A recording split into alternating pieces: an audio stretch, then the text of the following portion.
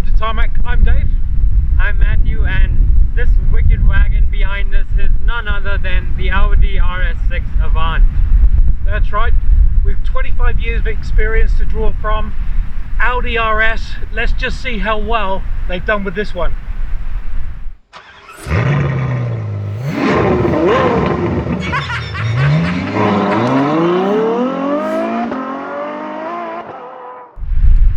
This is the fourth generation RS6, and really they're continuing along with the V8 theme, which is obviously working for them.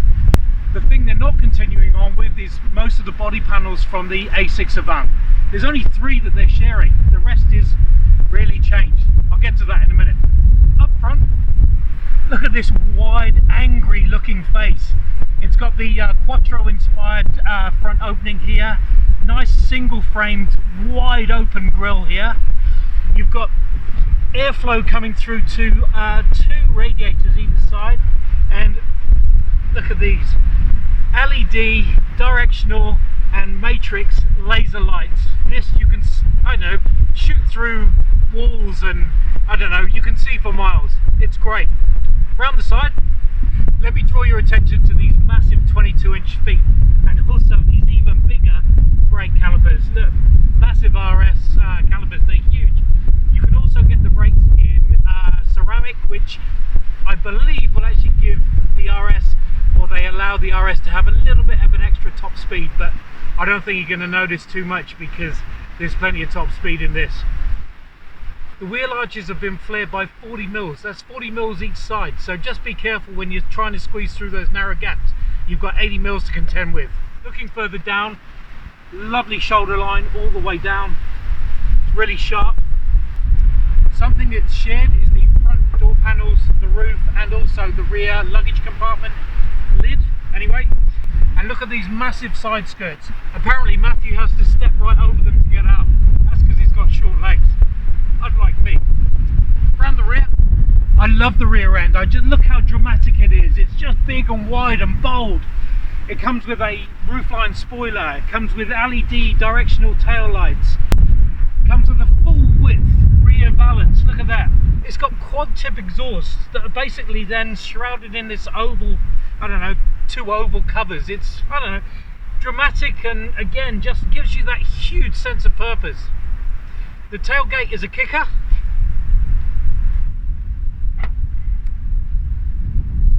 By 65 litres of boot space that can be extended to 1680 at the flick of these 2 handles. What's also really cool is this parcel shelf. When I close this lid, this happens.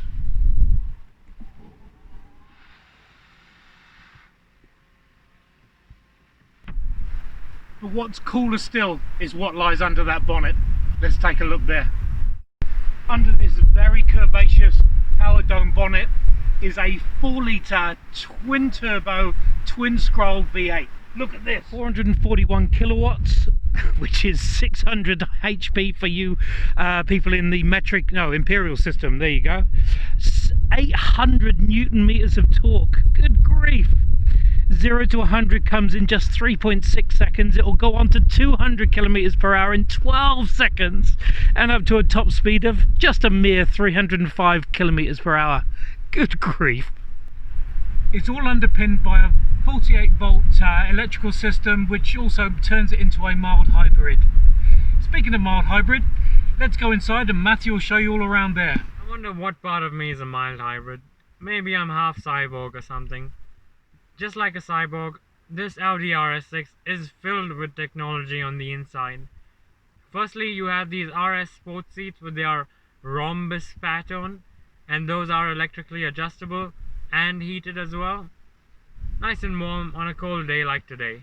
Turn your attention to the dashboard, and you have sort of a 3-layer texture finish, where you have the leather on the top, you have a bit of fake carbon fiber trim, which actually feels really nice to touch, and then you have the gloss plastic strip running all throughout the front of the dashboard. The same fake carbon fiber trim runs onto the door panels and onto the rear door panels as well, along with this very glossy aluminium finish, which also runs throughout the interior of the car.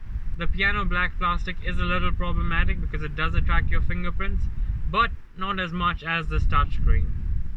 So firstly, on the top here you have Audi's MMI system, which is easy to use and one of the best in the business, frankly. The touchscreen here does attract a lot of fingerprints, but that's mainly because you do have to actually push the icons to get the screen to do what you want, basically.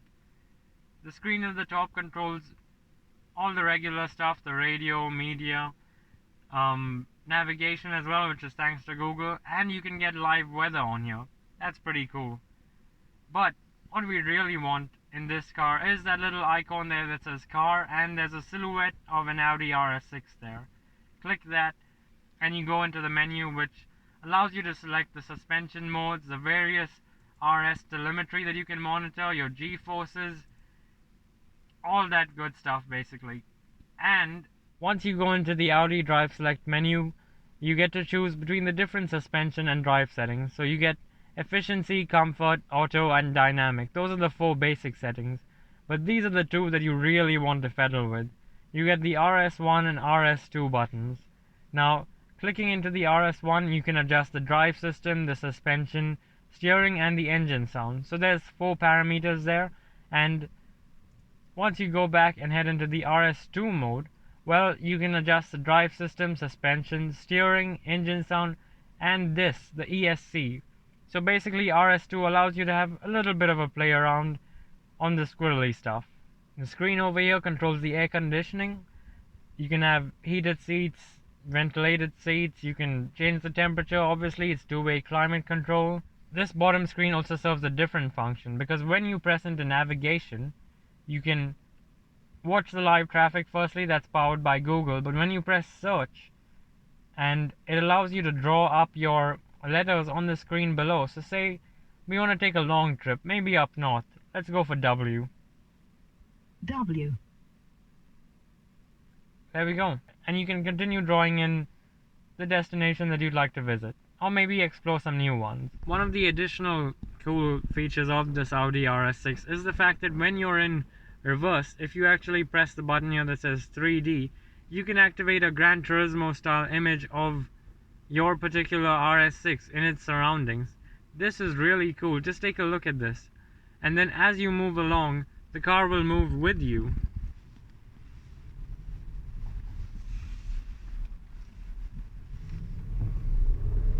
In the middle here you get this big chunky gear selector, something that we've seen on the more premium Audi models before. Parking is obviously on there, and you move through into drive, which allows you access to that 8-speed dual clutch gearbox, which is great for unleashing the power of this car. While we're in the middle here, you also have the start stop button there, the audio controls over there, and a dual cup holder over there along with a cigarette lighter. Now if you're wondering like me, where do I put my phone? Because obviously in the 21st century, or rather in this 2020, everyone has a phone, right? Well, pop up the central armrest, which is quite heavy actually, and there you go. There's an area to put your phone, and it comes with wireless charging as well.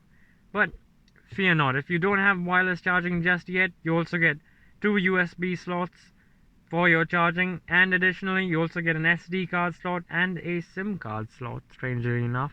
This RS6 comes with Audi's virtual cockpit, so you can configure it how you like using the various buttons on the steering wheel. So right now we have the map in the background there, along with the range, the radio station, your vitals like the rev counter and the speedometer, and of course you have the fuel gauge on the left there in a more analog style display, and the temperature gauge on the other side. Audi have made this nice and simple for you. So if you want to change your view over there, simply press this button here that says view. Pressing that will change the way the cockpit is laid out. But what's the button that you want to be pressing on the steering wheel is the one that says RS mode. Pressing that turns the car into a completely different animal. You get a G-force meter, you get a rev counter that's sort of styled to look like those traditional Audi Quattros. You get the power and the torque, and everything just becomes so much more angry and so much more RS-like. So right now we are in RS1, But if you press the button once more, you can go into your RS2 preset, which actually changes the stability control as you saw earlier. The RS1 and RS2 modes both toggle around with your presets, but before we move on to the driving of the car and the real RS stuff, let's take a look at what it's like in the back. The first thing you notice is the massive amount of space in the back here. Remember that the RS6 is a big car by any means. It's 5 meters in length and the width obviously is very significant.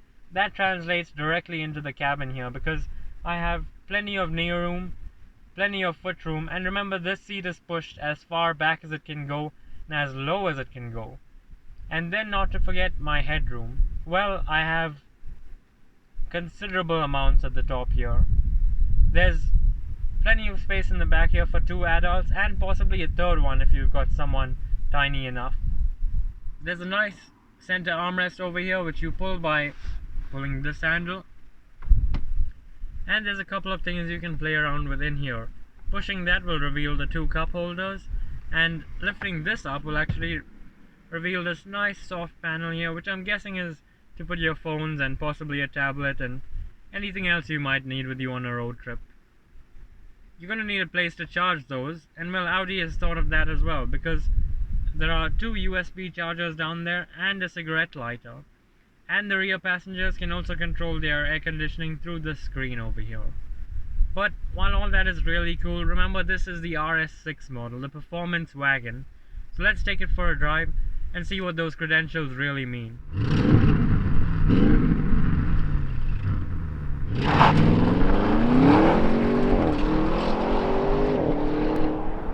So 25 years of RS history, 4 generations of RS6 Avant, all come together in this puppy, and what an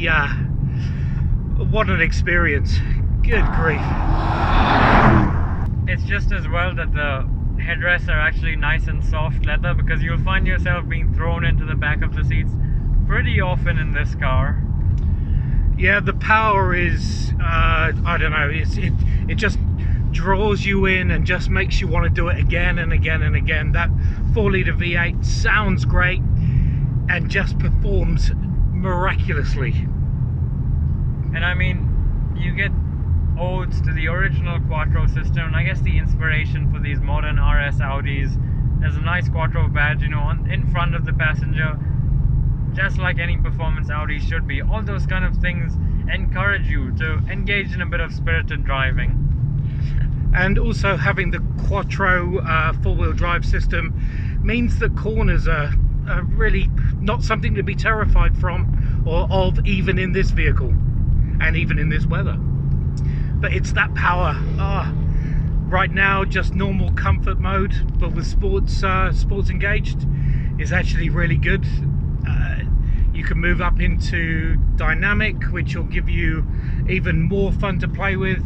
But it's really, when you set up the likes of your RS mode to really play and, I don't know, give it hell.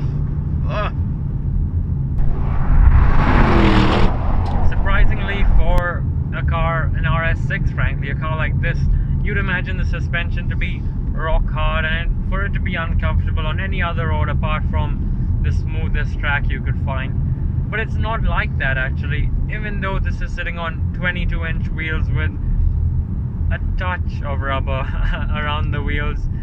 It's somehow, there's no vibrations in the cabin, it doesn't feel jarring, the ride is actually, I dare to say, comfortable. Yeah, I think you're right. The recipe is, it should be set up for disaster. A strong, firm suspension, wafer thin rubber on 22-inch feet. It should we should be going like this all the way through, but we're not. Actually, this is comfortable. You're right. Dare you say comfortable? And if you do crave that jarring ride and all that stuff, you can actually get into that when you change the suspension into dynamic mode. It does become firm along with, you know, everything else, and you can configure that in the RS modes as well. Yeah, the RS mode really is, or RS1 and RS2, I like individual modes. They're your go to, or it's a quick one button step into all the stuff that you really like. Whether you like the steering to be more responsive, whether you want the throttle to be more responsive, whether you want the jarring, teeth rattling, well, it's not really teeth rattling, but you know what I mean, the suspension that's really good from there. But also, if you're brave enough, the traction control to be a little bit freer with its play. Stability. Oh, it's just great. From a driver comfort point of view, I mean, it really is lovely. It's gorgeous. There's leather everywhere. The scent of leather is amazing. The steering wheel, the D-shaped sports steering wheel, is grippy and I don't know, just really comfortable in the hand. Paddles are there for changing gear when you want to go into a manual format, and everything's within CUI. You know, the MMI system's easy to set up. The instrument cluster is, or the virtual cockpit is, again, really personalizable. It really is centered around the driver, and the extra touches of the carbon fiber feel stuff is lovely. Could have done with a little bit more Alcantara, but you know, again, there's probably a trim setting that you could opt for or choose. I really like it. Continuing on from what Dave said, actually, the thing is that it really is driver center, because if you notice, the screen and the center console down here is all angled towards the driver, which makes the passenger feel a little bit in space, if you like. You haven't got much to play with in front of you, you're just staring at the vents and the various design elements, which I'm not complaining about, it's just an observation. They are cool, and the carbon fiber style trim is definitely appreciated. So is this gloss plastic panel across the front here. Something which I don't really appreciate, and I haven't actually brought up so far, is the plastic quality, frankly, because below this trim panel over here, everything, it's got a slight soft touch to it, but it is scratchy at the same time. It's not great, and it's something I'm unimpressed by, because the RS6 is a pricey car, and while it's super sporty, it's also meant to be luxurious. But apart from those hard plastics, you do also get lots of leather around and Alcantara inserts here and there, including some in the RS Sports seats. For times when you're not listening to that exhaust note, you do also get a nice Bang & Olufsen audio system, which is customizable through that Audi MMI system as well. You're just too picky, just way too picky. Remember that the ethos of the RS6 is more practical power, so while it's got that savage performance and acceleration, you can, you know, take your kids to football in this, or go to a trip in the mall, and it'll tackle your urban landscape with ease. Speaking of being urban friendly, or actually economy friendly, I took a nice open road drive the last few days, or the last day, down to Road of Vegas and back, and the economy that I came up with was around 8.9 litres per 100, which is actually really good. When you're coasting, that 48 volt system means that it does become more economical, and realistically, it was great fun to spend some time down by the lake in Rotorua and enjoying all those bright lights, big city that's down there.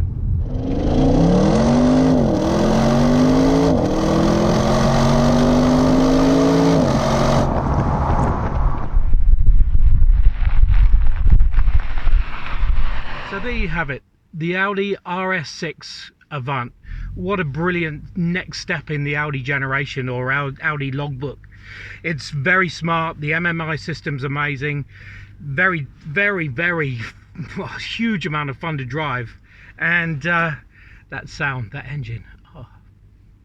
I mean, this is the 4th generation of the RS6, and they've really, just like a fine wine, been getting better with time. And this new RS6 does an even better job of combining practicality and, you know, family friendliness with savage performance. It's the kind of car that after you finish your track day, you can pick up the groceries and fold down the seats for some flat pack furniture on your way home. Yeah, good luck with that. You'll turn your fine vase into 1,000 pieces, more like a jigsaw puzzle. Anyway, thanks for watching. Really appreciate you having you along for the ride. Make sure you subscribe, and while you're at it, that bell icon is somewhere around here as well. Cheers.